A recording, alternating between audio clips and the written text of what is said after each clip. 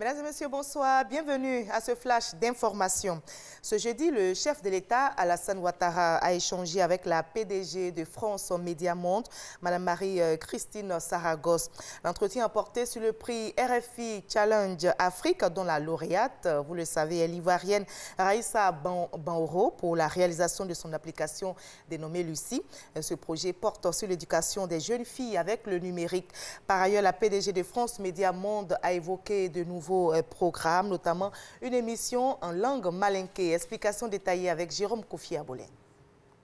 Marie-Christine Saragosse au palais présidentiel de la République de Côte d'Ivoire ce jeudi. La PDG de France Média Monde y a été reçue par le président de la République, Alassane Ouattara.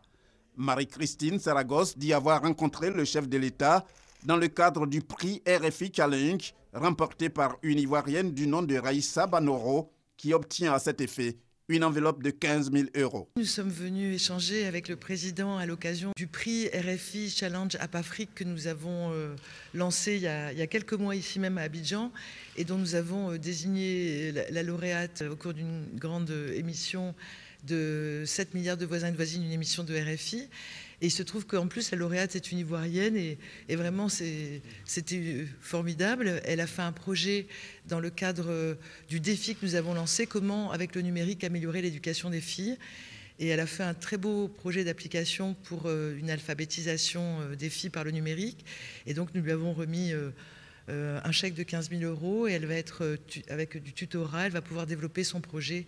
Et on espère que dans un an, du coup, ce sera mis au service des jeunes filles qui veulent s'alphabétiser.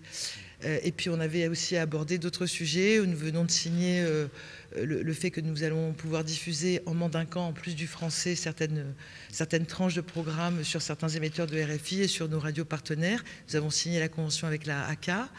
Et donc, nous allons pouvoir faire cela. Nous avons parlé TNT, enjeux économiques pour l'Afrique. Pour la présidente directrice générale de France Média Monde, c'est toujours un grand plaisir de revenir en Côte d'Ivoire et de rencontrer le président de la République, Alassane Ouattara.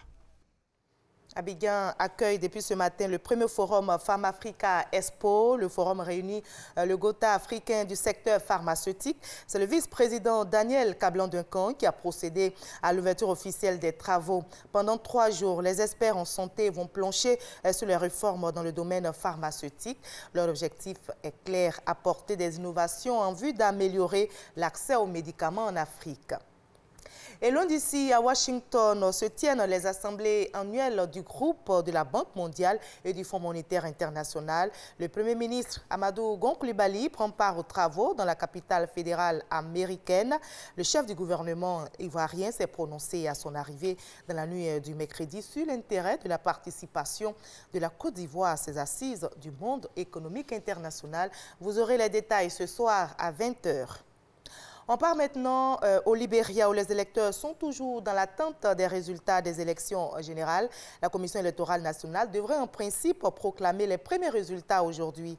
Les Libériens vont donc encore patienter pour connaître le successeur d'Ellen Johnson Sirleaf, première femme élue chef d'État en Afrique. La Commission électorale n'a pas pu donner hier, comme prévu, les premiers résultats, invoquant des défaillances en matière d'organisation. Rappelons que 20 candidats sont en lice pour succéder à Ellen Johnson Sirleaf. Et de l'autre côté, au Kenya, il y a un nouveau rebondissement dans la présidentielle. La commission électorale a annoncé hier que les 8 candidats du premier tour peuvent se représenter au scrutin du 26 octobre prochain. C'est une décision de la Haute Cour de Nairobi. Notons que l'opposant Raila Odinga, lui, a annoncé mardi son retrait de cette élection du 26 octobre, estimant que les conditions n'étaient pas réunies pour garantir un scrutin libre et équitable. On va terminer par les États-Unis d'Amérique qui viennent d'annoncer leur retrait de l'UNESCO. L'UNESCO que les États-Unis accusent d'être anti-israélienne au moment même où l'institution s'apprête à élire son prochain directeur général.